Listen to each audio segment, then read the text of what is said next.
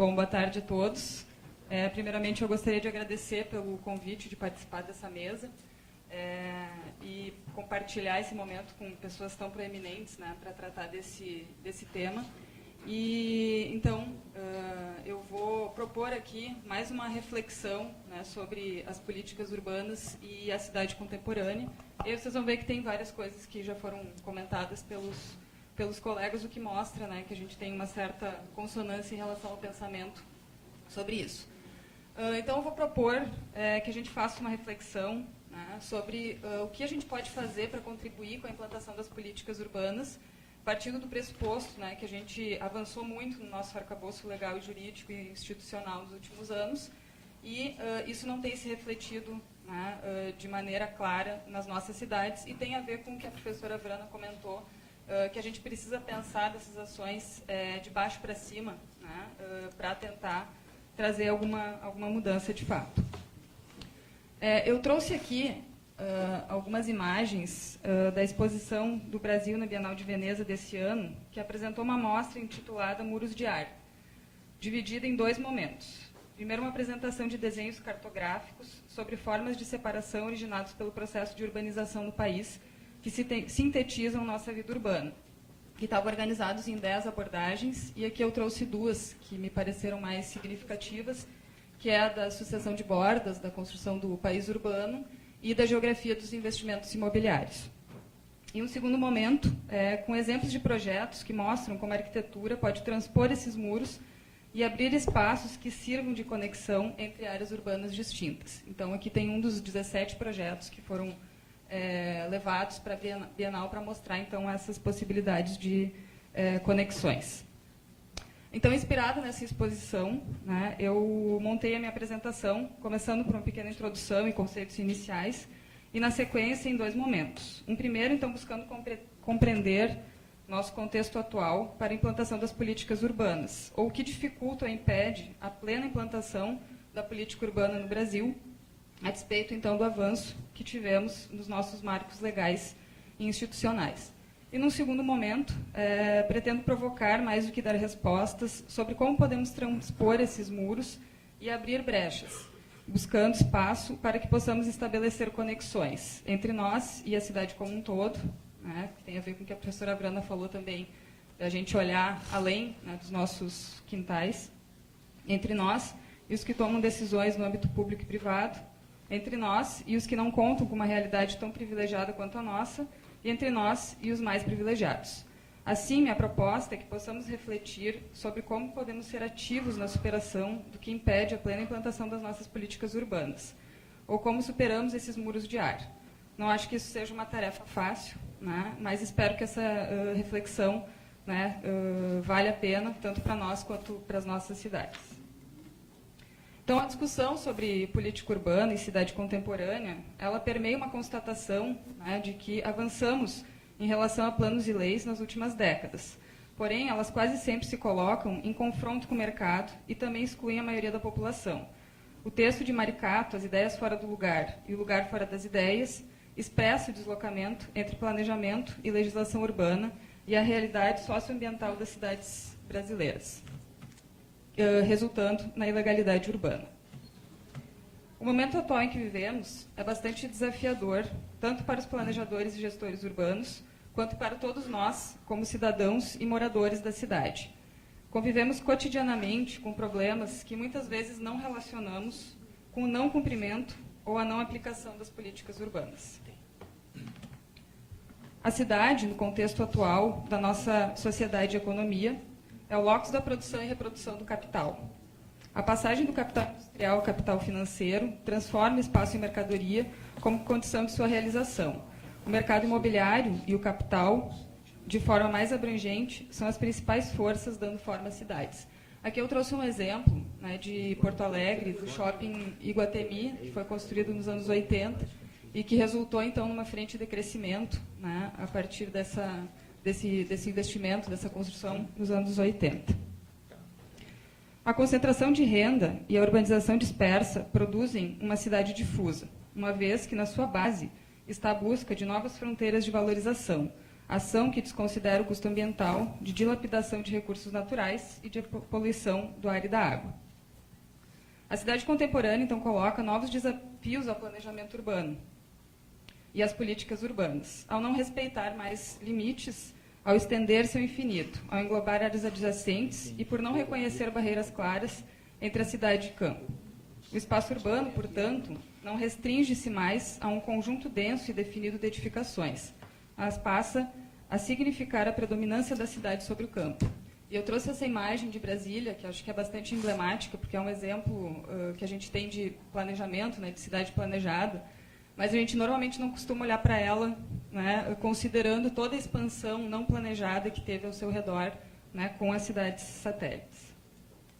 Verificamos nessa conjuntura um duplo movimento.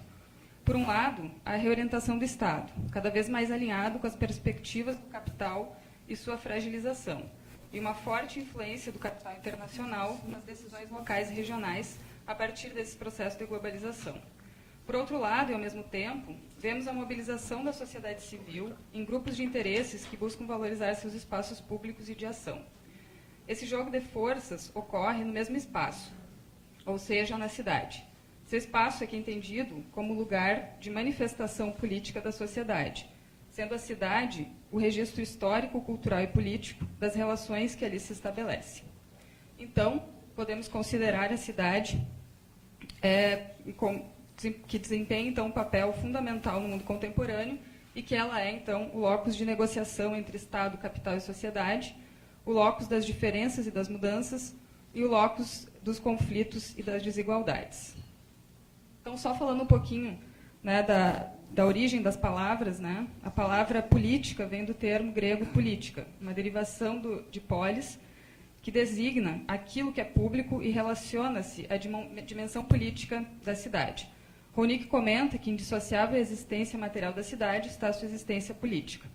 Então, podemos definir política urbana como conjunto de normas que tem por objetivo organizar os espaços habitáveis de modo a proporcionar melhor condições de vida ao homem na comunidade.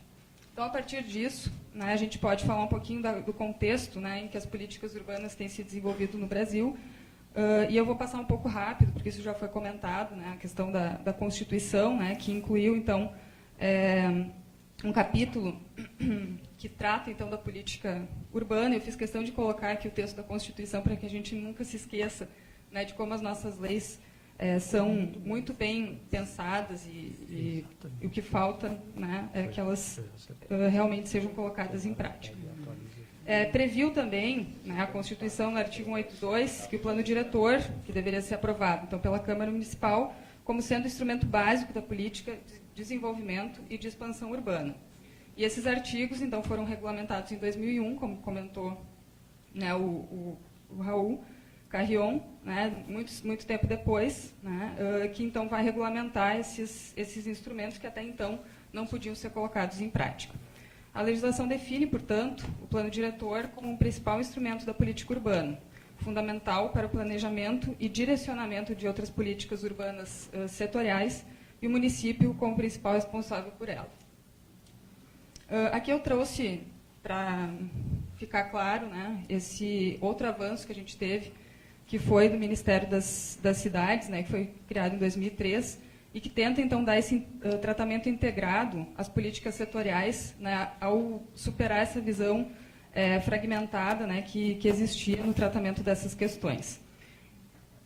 Que aqui, então, mostra, né, que a gente teve um avanço muito grande de planos e de estruturas institucionais nos últimos anos.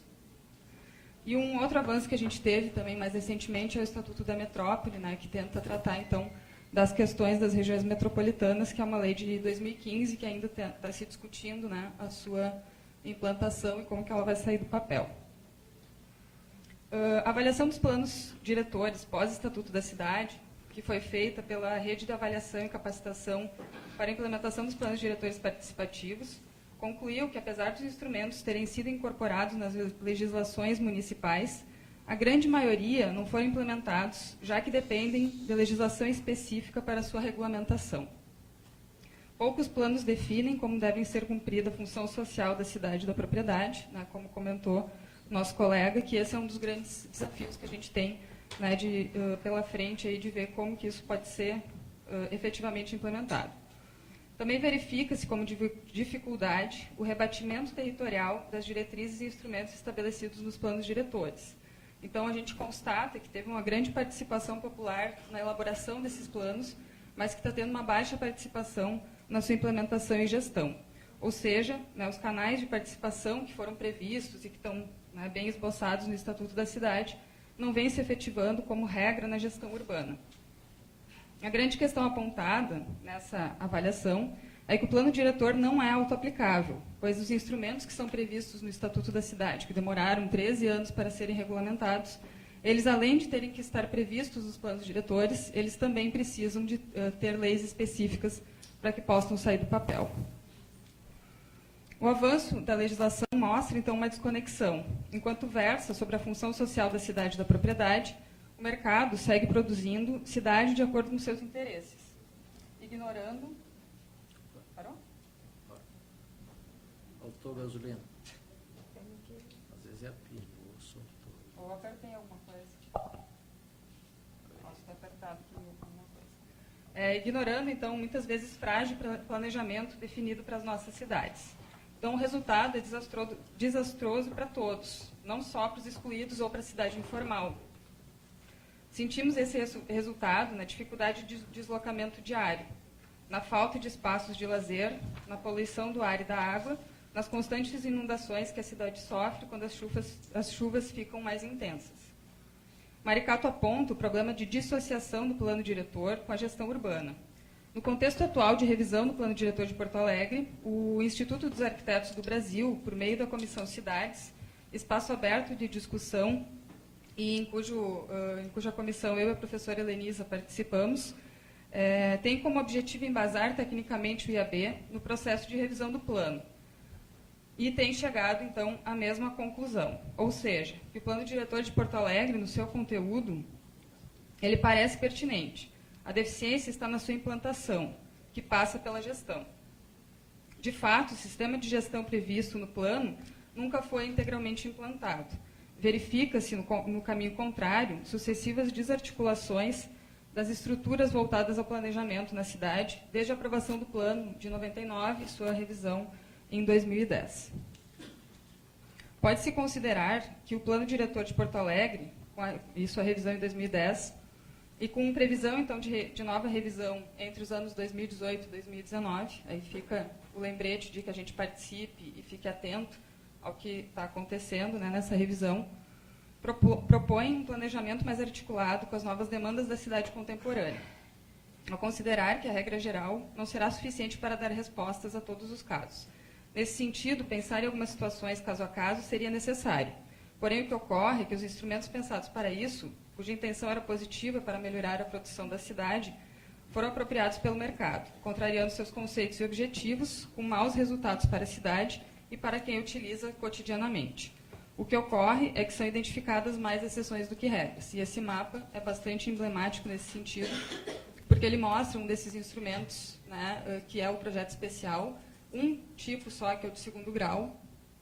É um mapeamento, então, de 2013 a 2017, a gente vê o quanto essa exceção está virando regra na cidade.